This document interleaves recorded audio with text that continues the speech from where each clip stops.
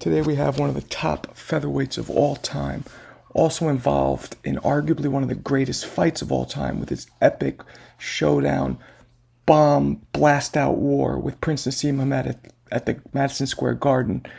We have the one, the only, the Flushing Flash, New York's own Kevin Kelly. Let's get into it.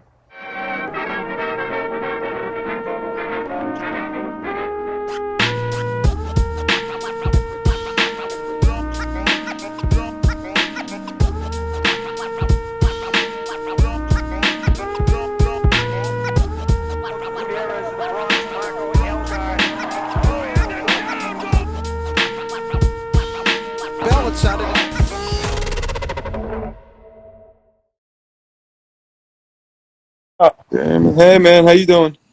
Glad to be here, man. Glad to be on. I'm glad you have me. Yeah, man, it's good to see you. We're waiting for Jeremy to jump in. Where are you located now in the world? I'm in Vegas. I'm in the beautiful, hot Vegas. Right now, it's gonna be 100 degrees tomorrow. It's about 98 today. Wow. It's warm. I got a fan on. I got my AC on in the house. Our You know what friend I'm of saying? me and Jeremy's that was in Kevin Rooney's stable with us, Hassim Rockman's out there in Vegas. You know him? Yeah, I know.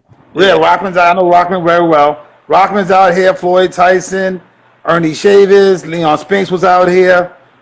Jesse Vargas, Devin Haney. They all in Vegas. Wow. This the fight mecca. New York used to be the fight mecca. Now Vegas is the fight I mecca. Most of the know. fighters live here. Apparently because Yeah. there's no property tax, right? Is that the, Well, this property tax was very low. yeah. The big thing about Vegas right now, houses are going very expensive. California is causing the housing price to rise. Vegas is made to be expensive. Like the stuff that I went through with my divorces. If I lived back in New York, I'd be living with my mother right now. Instead, I bought another house. Man. You know what I'm saying? But life's good. I can't complain. And the commentary end has been very good for me, and that's a great. I feel that boxing's not talked about the way it should be talked about. No. And we actually connect with you guys. We connect with Ali Setback, a lot of guys. We have our own show too called the Sucker Punch Show. I don't Yeah. know if you've seen it yet, I, so you I, know I about it. So, yeah, I know about it now through you. We yeah, man, we actually spoke earlier today, funny enough, with Paulie Malignaggi, who's a commentator as well as used to yeah. be. So I yeah, still am. I still am. I just waiting for dates to come. Right now it's a matter of now the zone owns everything. PBC. A uh-huh. lot of people talk to Eddie Hearn and these guys. I've been broadcasting for pretty much my whole pro career. I Yeah. broadcast. I have my own TV shows. I've been doing a lot of commentary. Yeah, you were great, Um, man. Jeremy and I always talk about how there needs to be so many more fighters that are commentating, like former I fighters. agree. I believe there shouldn't a fight that should go on unless a boxer is ringside. Because in basketball it happens, in baseball it happens, in football it happens. How can you have a guy sitting ringside as an actor or a musician? I've commentated before with Master P, a Playboy Playmate. I'm like, what? Even when I watch commentary, watching boxing matches, and I see an actor on TV, I'm like, what? Uh-huh. What? We wasn't available? They didn't have my number? You know what I'm saying? Like, what's Yeah. wrong with this whole thing? Yeah. That's the problem. Like I said, the thing is, I started commentating because I always felt, in 1989, I started commentating. My first fight was actually Holyfield versus Holyfield versus Foreman. That was Uh-huh. my first fight. And when you're doing that kind of work, I didn't know I could do it. I was very blind to it. And I did the first one. My phone went off like crazy after that. And I wasn't even champion yet. So that was crazy. And they were just using me for commentary. So, Wow. Heavyweight Explosion, KO Nation, Yeah. BBC, Sky TV. I'm hungry. I'm like, and Jeremy knows, I'm hungry to do commentary like when I was boxing. Because I feel that, the sport's not told properly. It's not. A lot of people don't know a lot of things. And I divulge that information to them. They You never, you and never get it. They never get a little closer, Jeremy. It's doing that thing when you're far away, we can't hear you. they never get us right, man. Yeah, that's why I commentate. I love the fighters when they say they appreciate my commentary, and Yeah. because I go deep. I had a great teacher. Boxing is a taught sport, and you got to understand how good your teacher is important. There are three kind of guys. You got a trainer, you got a teacher, and you got a motivator. Some guys are just motivators, Yeah. okay, and some guys are teachers, and then you got trainers. Me, I learned it from a teacher. And my teacher always said to me, he said, Kevin, I'm not going to teach you to be a fighter. I'm going to teach you to be a good trainer. And the idea was to know how to problem solve. And boxing, you got to know how to problem solve. Right. That's the boxing IQ idea we're talking about now. Boxing now is finally divulging that information to people, let them know that they should have college classes in boxing, okay? Because it's an IQ you got to have. Right. You got to know how to respond to certain things. Yeah. How do I neutralize certain fighters? Like the fight the other night, of course, I'm sure we're going to talk about that. I see some room that David Haney needs to work on. It wasn't so much what Linares does, because Linares is an experienced veteran. It was more so, he's going the other way, obviously, but it was more so what David Haney didn't do. Because he's going to need to do certain things to win fights. For example, what I saw was when Haney was a little bit experienced. He's fighting with hands down. I don't like that idea. I think Jeremy probably don't like it either. The hands being down, the chin being in the air. The boxing basics that me and Jeremy Williams have learned over the years, the boxing goes back. But Floyd was a throwback. He wasn't a new fighter. He was a throwback because he learned from his father and uncle. People don't understand that. That throwback stuff that we used to do is missing in the sport right now.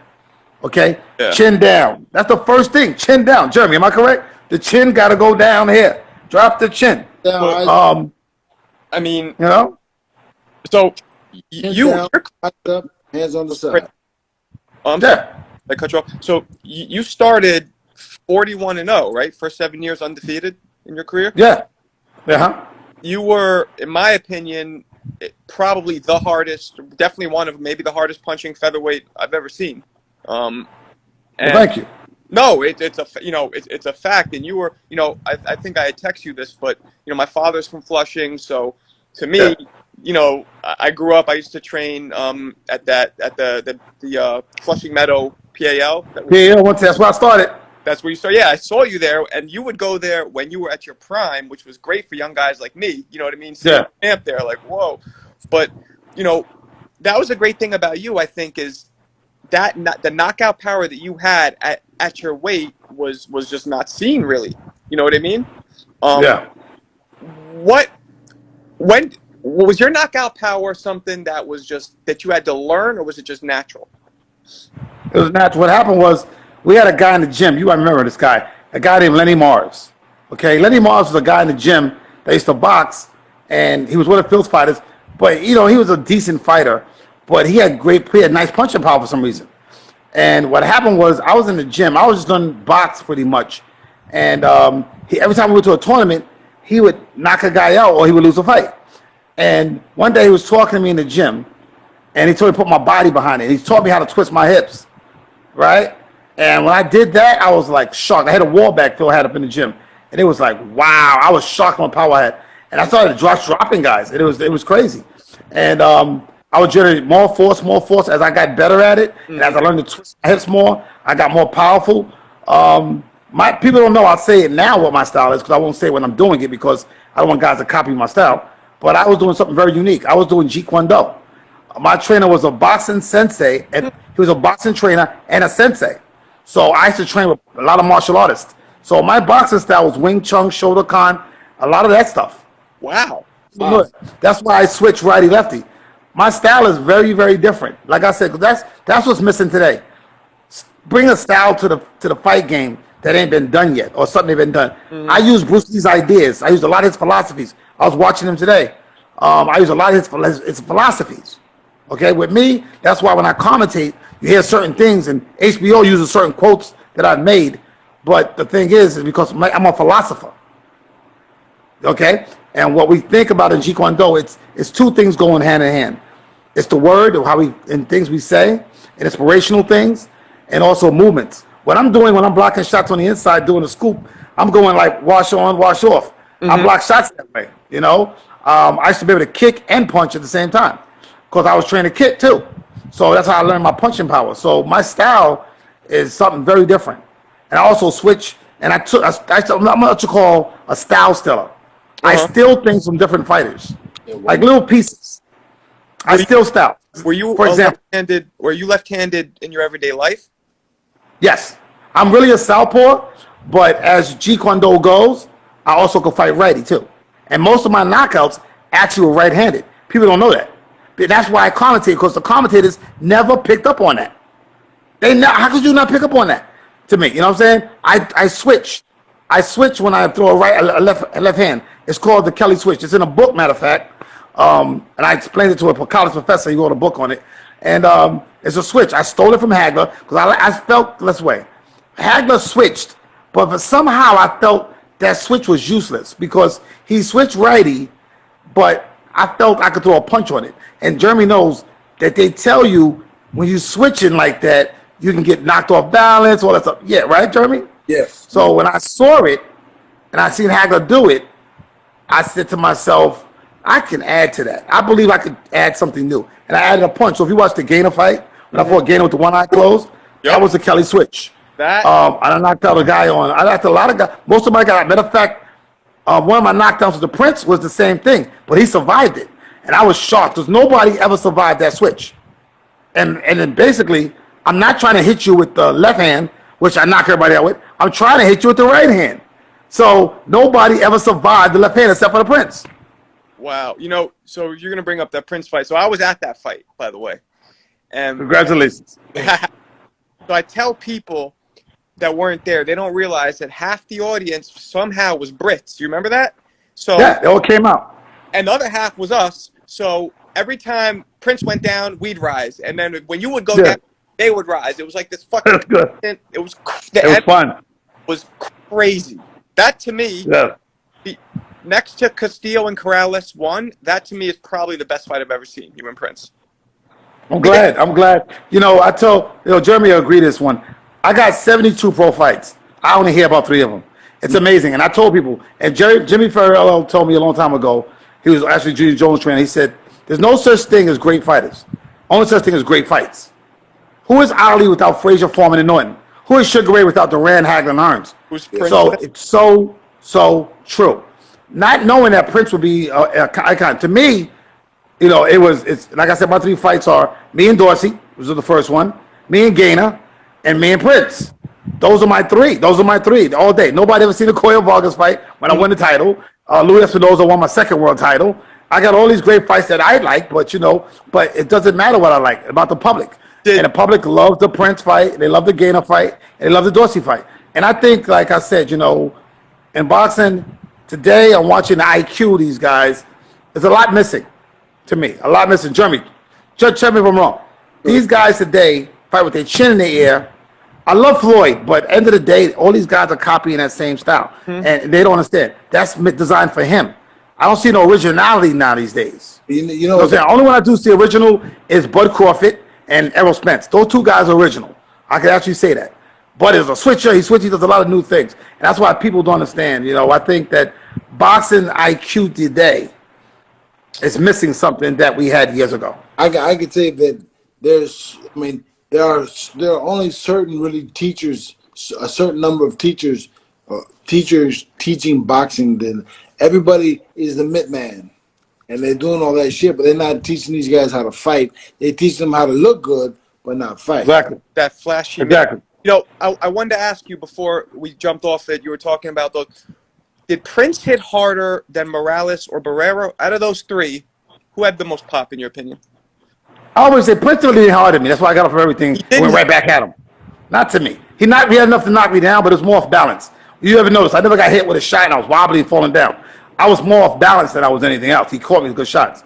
But Morales, like I said, Morales and Barrera is hard to judge because I fought them late in my career. I was in the featherweight no more. They brought me down to featherweight where I was very unfair to me because to me, when I wanted to fight them in my prime at featherweight, HBO told me no. But then years later, HBO tells me yes, but I got to come to 26 when I was already 35. You know what I'm saying? So when I lost to Barrera, I lost because I had a rib injury in training. Right? Because at that moment, they paid me more money than everybody else. See, the problem in my career, I'm a lot like Hagler. Nobody will fight me. That was my biggest problem. So did your body suffer making the weight to go down to feather for those fights? Oh yeah, because remember the last fight that I fought featherweight was Prince. That was in '97. So imagine I fought Morales in 2001, and I fought Barrera in 2003. I was a lightweight. You know, because I only had beat. I was watching the I think it was Barrera fight specifically, and you were landing some shots that you know 5-6 years earlier you would have knocked them out with those shots because you were landing clean. But it was Yeah, but the problem was I had a rib injury. I wasn't landing with my full power because I couldn't twist. I had a rib injury right here. What happened was going down the featherweight hurt me because when I got to like 129, right, I went away to camp. I knew you never go to camp, and I was sparring and I threw a hook and I missed, and I pulled a ligament. And I ain't gonna lie, they told me don't fight, don't take the fight. But at that moment, if I'm making 2 figures and you're giving me 6, I'm taking the 6 figures. Yeah. You know what I'm saying? Yeah. So, and people say that the bottom line is, I was the one, you know, when you're being a pioneer of the sport, I was the first one on HBO. And I was being a pioneer. I was bringing all the lightweights on. I put Junior Jones on. I put Tracy Patterson on. But when I put these guys on, they're supposed to be my future opponents. Instead, they wouldn't fight me.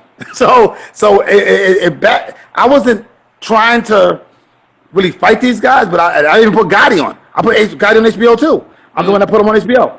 But the problem was, I was trying to create a great fight so HBO could pay me money, but those guys wouldn't fight me. Even Prince, you know, Prince, I had to fly to England 2 times. It's on, so you can watch it on, YouTube. I challenged him twice. yes, I remember that. Right? And to get him to come to, I was supposed to fight Junior Jones, but Junior don't like lefties. So Junior Jones gonna fight me. And this is after Junior Jones knocked Barrero out. So I thought this would be good. Me and Junior could fight each other. He's from New York, I'm from New York. We do this in the garden. I had it all planned out because I was trying to create an opponent. And You know what I'm saying? how would that fight have gone between you and Junior Jones? Knock Junior out.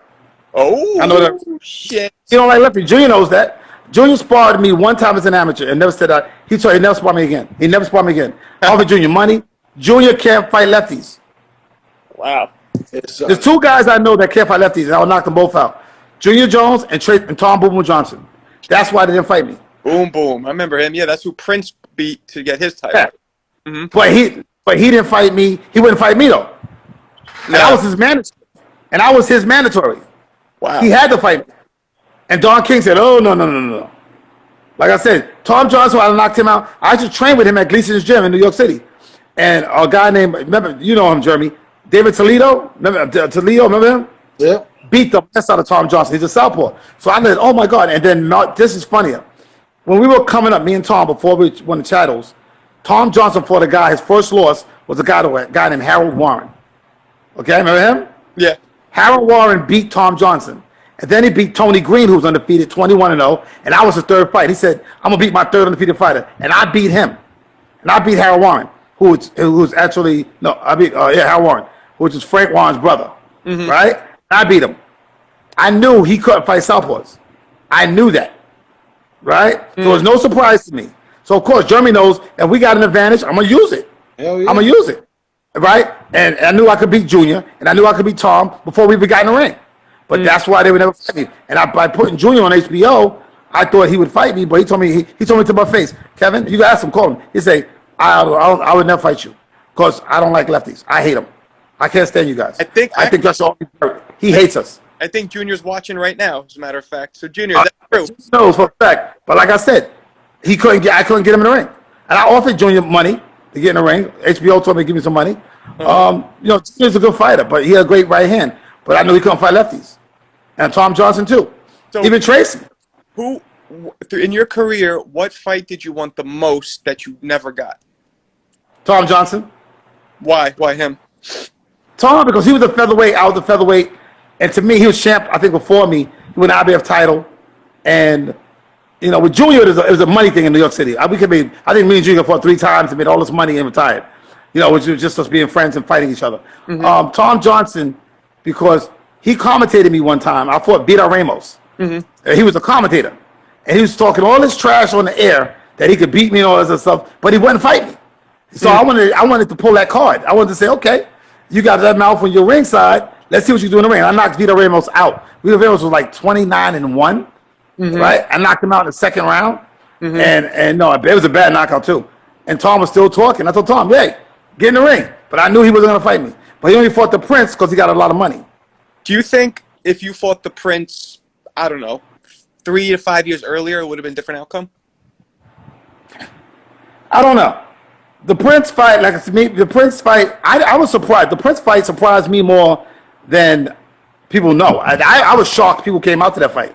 I was very shocked. What? Really? Because I was creating my own fight because I didn't think nobody knew him because he was on Showtime. He was new. He never fought in the States, and it was like I didn't think anybody knew him, right? But what happened was it worked good. The marketing of it worked great because by HBO not signing me and they signed him, when they dropped that in New York City, people don't like injustice, and that was wrong because if I did everything, all the work, and I got you guys a fight, and I under promotion, and you guys don't sign me, and I've been with you guys the longest. You know how much stuff I did for HBO guys, all kinds of things. They didn't know who the Prince was. I bought that guy to Lou DiBella. I said, no, I got this guy from England. Okay, right? And the bottom line was, the way I seen it, if I'd have fought him earlier, I think the same thing would have happened probably, maybe. But, you never know.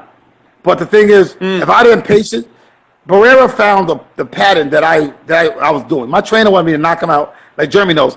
The knockout was supposed to be in the 7th round when he was too tired to recover.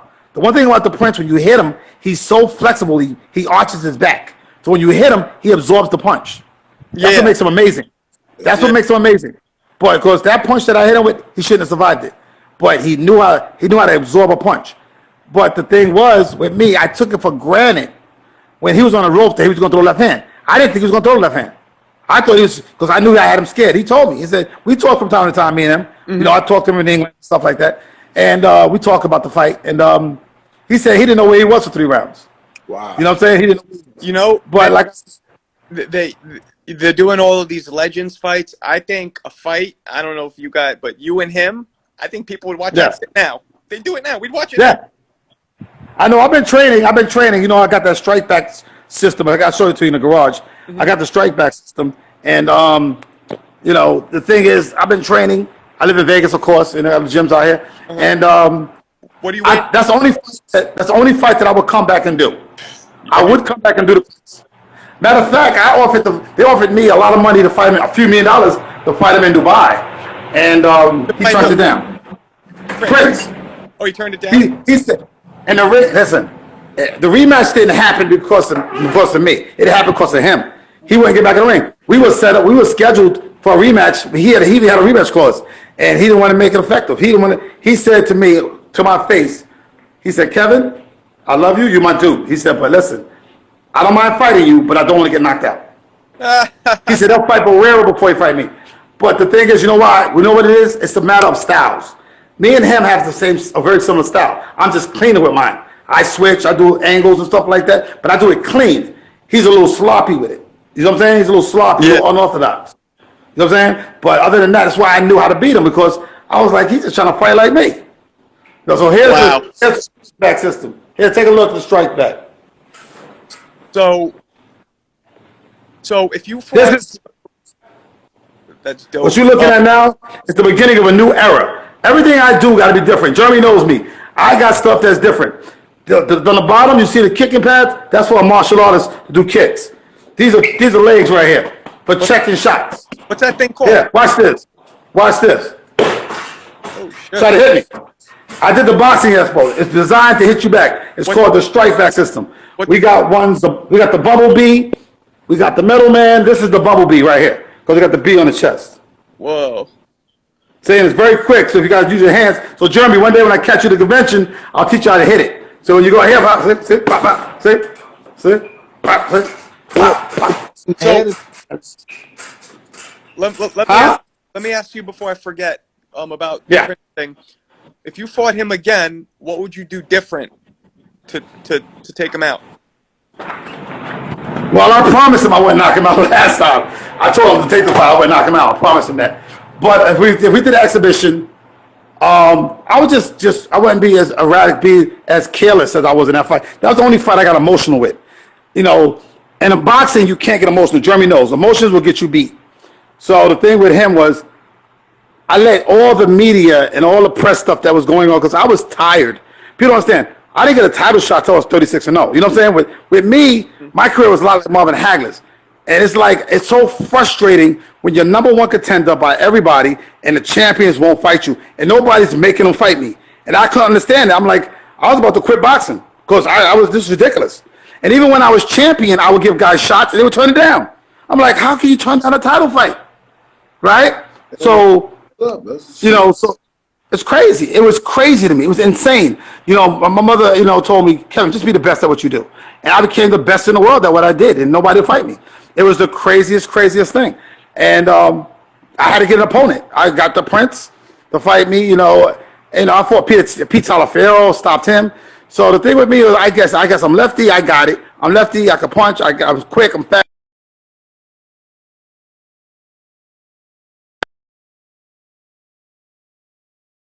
I don't know, but I'm gonna take the shot. You know, so with me, I'm not gonna avoid nobody. You know, I'm from Brooklyn and Queens, so to me, the way I look at it is that, you know, if you can beat me, you go ahead and try to beat me. You know what I'm saying? Because I'm gonna definitely try to beat you. So who, You know what I'm saying? do you think from your past would try and fight you now? You know, like in a Only legend. Prince. Junior. Gainer might do it. He might want to do it, or Dorsey. The 3 fights that I got there, but I want the Prince. I would love to do the Prince only because that's what the public wants. The public feels that's unfinished business. I will do an exhibition with him, and I'll do a contract where I won't knock him out. I'll hurt him, but I won't knock him out.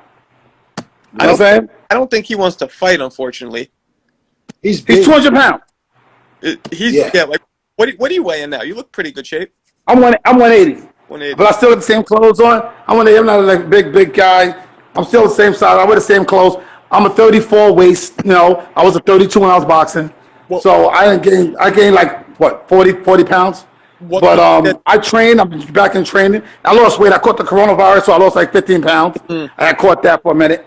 I told Prince I would train him. He said, "You would train me." I said, "We'll do a boxing match. I will train you." I told him, "I will train you. I don't care. I will train you."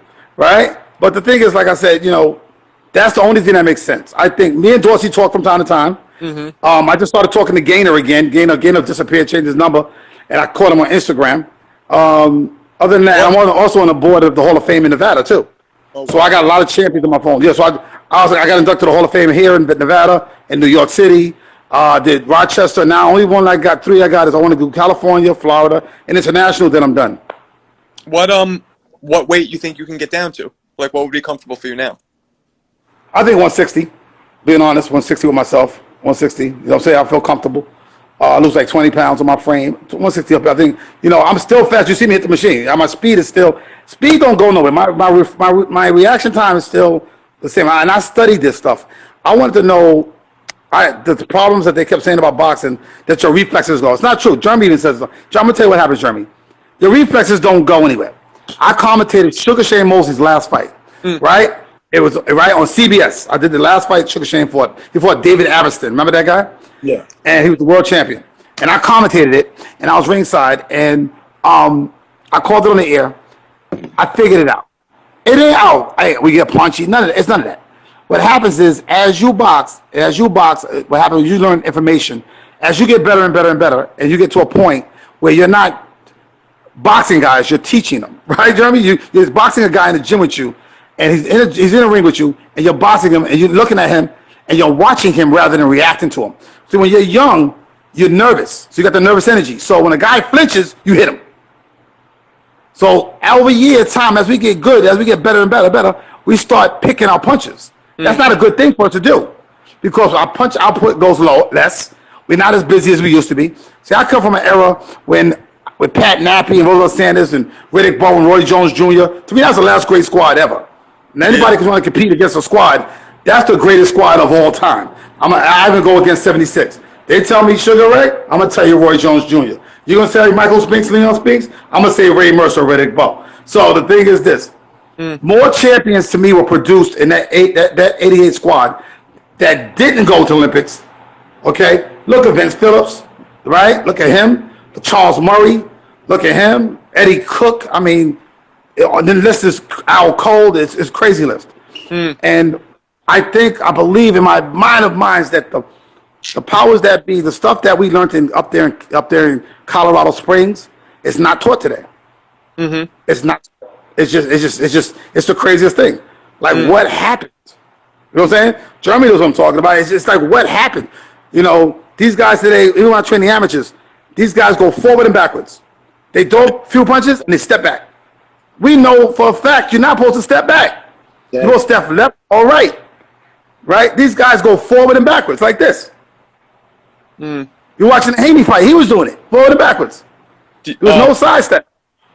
So who do you think right now is the best pound-for-pound fighter currently? Oh, of course, Terrence Crawford, all that. Over Canelo. Terrence, of course. Really? Canelo. I see. The bottom line, yeah, Canelo's winning, but he's got hired work.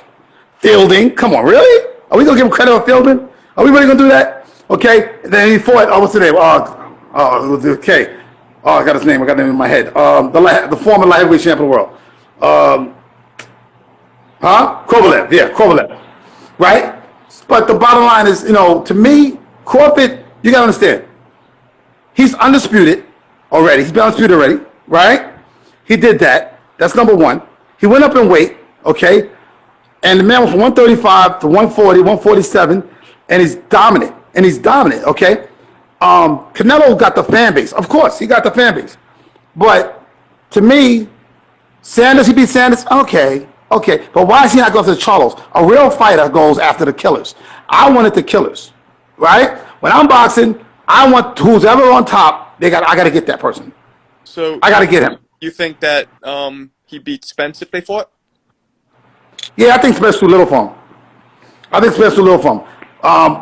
Spence ain't the same to me after the car accident. He needs a few more fights. I think 2 or 3 more fights. To me, I think Bud put it on Crawford. Put it on Spence. He put it on Spence. People think in about 3 or 4 years, I think the fighter named Jaron Boots Ennis beats all of them. Yeah, I've seen him. This guy's good. I've seen him. He's good. But like I said, Crawford right now, to me, is undeniably the best fighter pound for pound in the world. He did the hard work. Who can but better? To me, Spence, is calling himself that. Crawford is taking advantage of it. He's going out there. He dropped Kell Brook with a jab. With a jab. And Kell Brook, I used to think Kell Brook was the best until he got beat by Spence. Right? And then he went and fought Triple G, which was that was a bad move. Right? But at the end of the day, Kell Brook before that, man, he's another guy. Nobody wanted to fight him. You know what I'm saying? Yeah. And then finally, Errol Spence fights him. So here it is, fighting guys at the right time. Jeremy knows this. A lot of guys will wait you out. Right? They won't fight you when you're hot. They want to fight you when you're getting cold. You know what I'm saying? And that's the problem with boxing. These guys today, and now you're going to quote this one. These guys today are not defending their titles. They're protecting their titles. That's the problem. Yeah. That's the problem. What? You can put that in your quotes. Are there any featherweights that you would have fought that were out of your era? So obviously it's not literally possible, but a dream featherweight matchup, who would you have wanted to fight? Of course, the Prince pops in my head first, but I like Jeff Fennick. That would have been a good fight for me. Jeff Fennick. I like Jeff Fennick. I would have liked to box him. You know what I'm saying? And matter of fact, I would have liked to be in the Willie Pep, Sandy Stella era. I would probably fight too. Because to me, when I look at the epitome of my weight division, they're the epitome. Matter of fact, Sandy Stella used to watch me train at Gleason's gym. So I met him when he was alive. Really? I didn't know him. Yeah, it was crazy how I met him. I used to spar in the ring at Gleason's gym in the first ring. And this old man used to always come in, look at me, I used to spar, and then he would leave. I had a fight coming up. So I went to Bruce Silverglade. I said, hey, Bruce, I think the guy from the other camp's manager or trainer comes in here, look at me, watch me spar. I don't want him to do that no more. He started laughing at me. I didn't know who the guy was. He started laughing at me. He said, Kevin, are you serious? He goes, you don't know who that is? I said, no. I said, I don't trust that guy. He looking at me, watching me spar. I don't trust him. He goes, Kevin, that's Sandy Sadler. When he said that, I said, oh, my God. And then he gave me the news. He said to me that you remind him of himself when he was young. Wow. And I was like, wow. And that was because Sandy Sadler should have been in the Bronx. Uh-huh. He was an old, tall, tiny old man. He used to wear like a French coat. He had it on top of him. He would come, and by the time I finished sparring, the guy was gone. So I just thought the guy was just watching me. Wow. You know what I'm saying? Yeah. And I never met Sandy. I used to go to dinners all the time, but I never got a chance to meet him when he was alive. But I know about, Willie Pep's the only man in history ever went around without throwing a punch. So here's another one. Your top 3 best fighters of all time. My top 3? Yeah, it doesn't have to be in order. Top 3. Okay, of course, Muhammad, the greatest of all time has got to be Muhammad Ali. Okay. Now, I'm not being biased because my manager had him, and he sit at my house all the time when he was alive. I'm not being biased that way. But he's the greatest. Ali, It's what it surrounded him. Ali's the greatest of all time. Underneath him, I would put. I like Ray Leonard. I love Ray Leonard. And I think Roy Jones got to be in that top 3. Because Roy Jones, I've never seen a human being do what he did, ever, in my whole life. I say that all the Okay? time, but the fact that he lost how he did at the end of his career, people forget everything he did. I throw it in the garbage. I tell people all the time, up until the point, did you know this? Up to the point that he lost to Tarver, he had never lost a round. He had never lost a round. Think about it. In the history of his game. Montel. That's what they said. Montel beat him a bunch of rounds. Yeah, but they said that he never lost a round. But the thing is this, with me, Roy Jones, I was to Roy. The only guy that could beat Roy Jones was Gerald McClellan.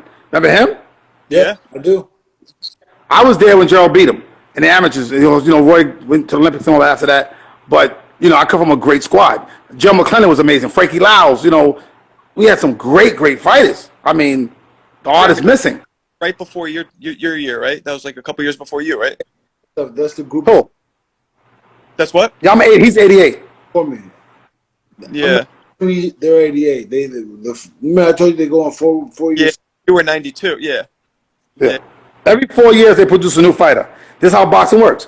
It's a recycle business, and that's how it works. The 92 squad is supposed to get rid of the 88 squad. 88 squad's got to get rid of the 84 squad. Right? So if you last longer than that, you must really know what you're doing. Because the bottom line is, I lasted over to 2009. Wow. Yeah. You how old were you in your last fight? 42 years old. 42. And did you feel? I started pro at 21. Did you feel the difference at 42 fighting? Like, was it? I didn't. I was a different weight class. I just wasn't like my last fight. I wasn't determined. I had my determined because I went down. I had a conversation with Marlon Starling, right?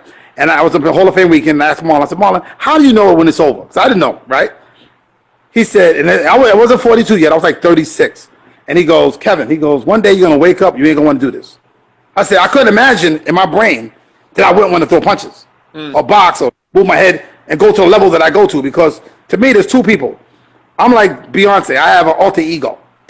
The Flesh and Flash is my alter ego, right? Because I'm Kevin Kelly, the human being, when I'm out. You know what I'm saying? I'm out the gym. I'm Kevin Kelly. I don't know what you're talking about. So I watch me like you watch me. You know what I'm saying? It's amazing to me. The things that I do, it amazes me. I don't know that guy. That guy's.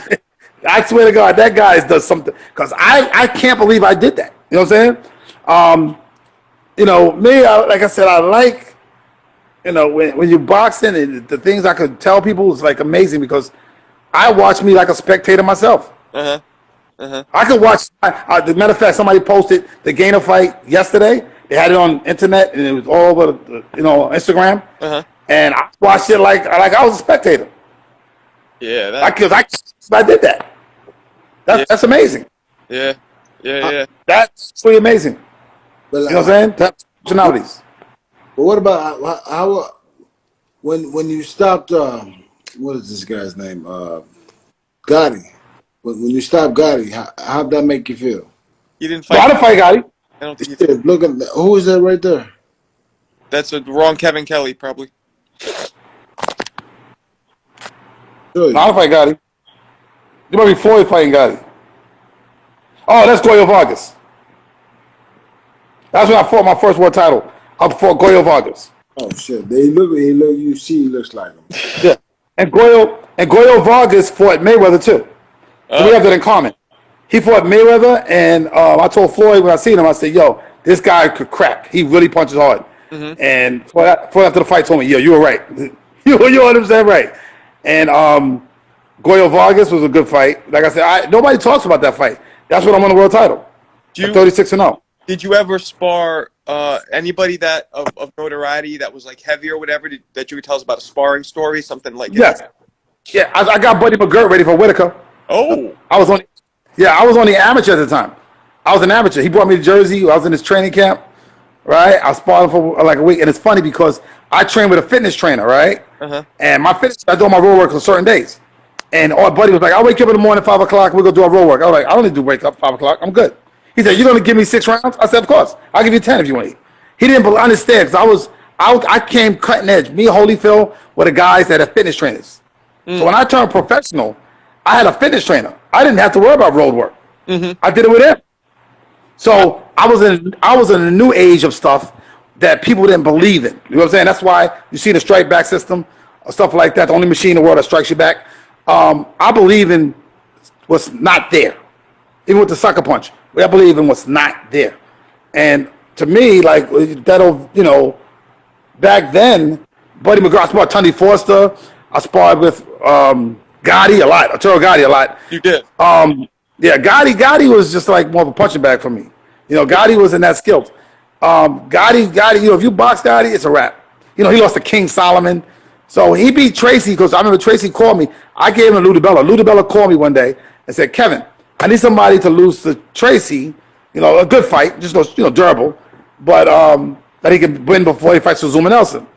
And I was sparring with Gotti in the gym on every Tuesday and Thursday. And I went to the gym. I didn't know Gotti was 130. He's huge. This guy is huge. So I told Gotti about this, and he said, I'm like, oh, Gotti, I need somebody 130. And Gotti goes, I'm 130. I said, really? No, you're not. He says, trust me, I'm 130. So and at the time, why Gotti got that fight was because at that time, John Gotti was in the press. So being John, so John got the press. So when I called Lou DiBella, I said, Lou, I got a guy I think for you. He's going to be an easy opponent for Tracy, a blow away, blah, blah, blah, blah, move on, right? He said, who is he? I said, this guy named Arturo Gotti. I spar him all the time. He said, who's his manager? I said, Pat Lynch, right? He said, I'm going to call around finally and try to get in contact with these people. And he did, and that's how Gotti got a shot. Wow.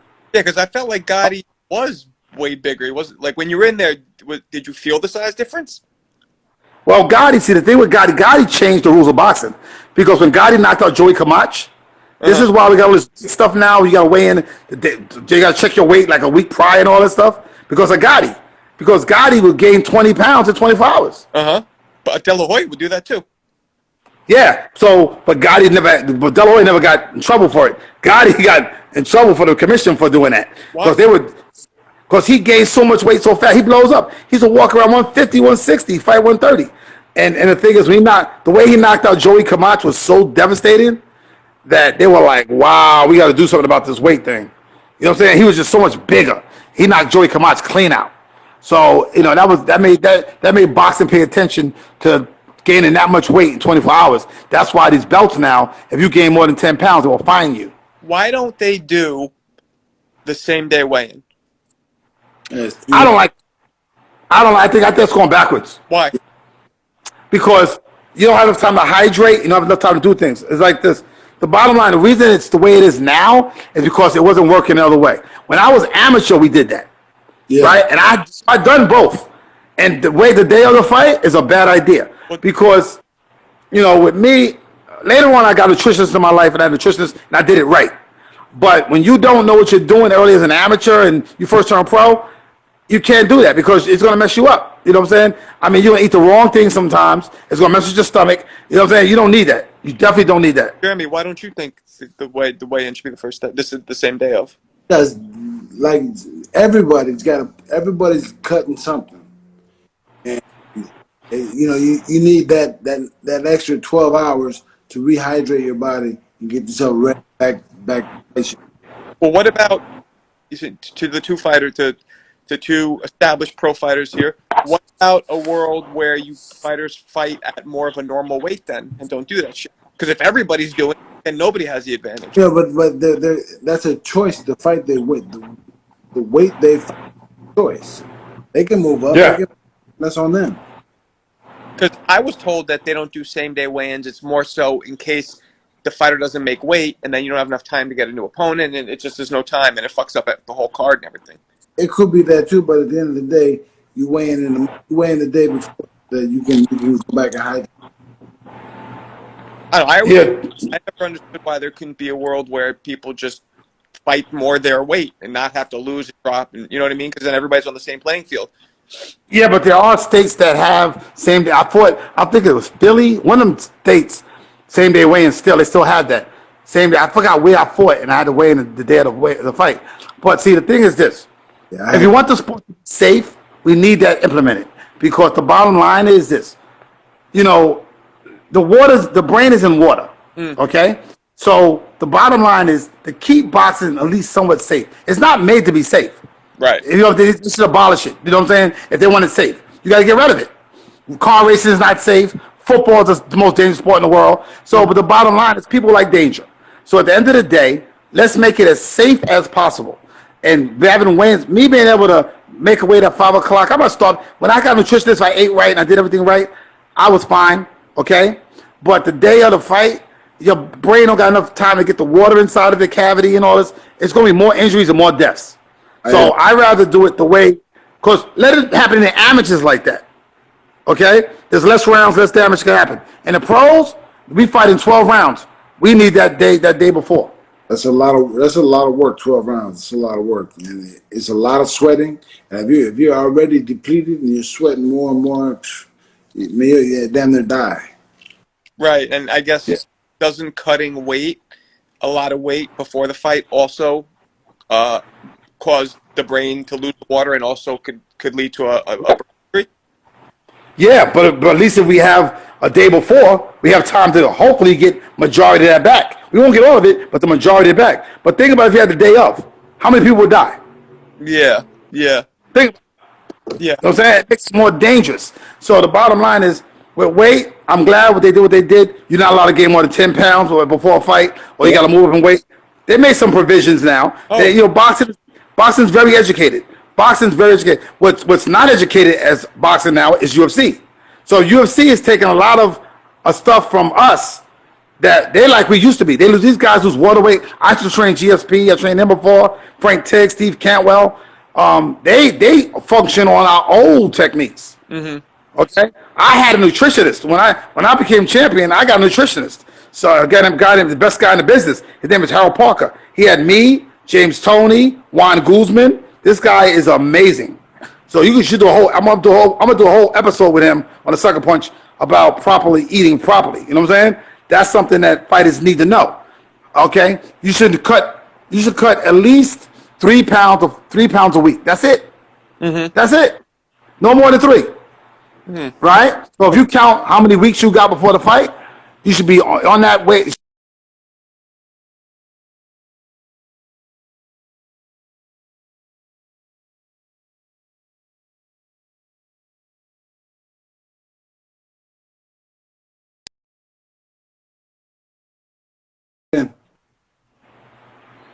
Yeah, you know, you know how you eat egg whites, oatmeal, carbohydrates. You get your fruit, your vegetables. You gotta know how to eat it, how to cook it. Also, because you cook the nutrients out of food. I always ask people, what's the difference between sterilizing, okay?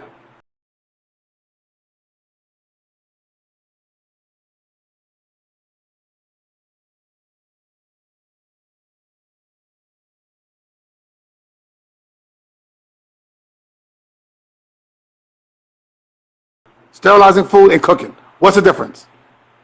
I don't know. So when you cook your food, you sterilize it. Right. You cook all the nutrients out of it. That's why it changed color. But it is cookware that I used to have in my house. I got divorced. My ex-wife took it. It's called Permalife. Look it up. Permalife cooks the nutrients. Your food never changed color. So when your food changed color, you cook the nutrients out of it. That's why we add salt and pepper and seasoning to put the sodium back in the food.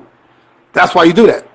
Damn, dropping knowledge. I didn't know any of that stuff. I got a bunch. I'm the high tech guy. I want to know everything in the boxing. A boxing IQ is crazy because I know what to do. I remember I got interviewed at the Dagon Hall of Fame with Jake LaMotta and these guys. I train on treadmills and see. Permalife cookware is one of the best cookwares in the world. It's 5-ply titanium steel. Okay, you can actually order a demonstration, come to your house, they'll cook for you.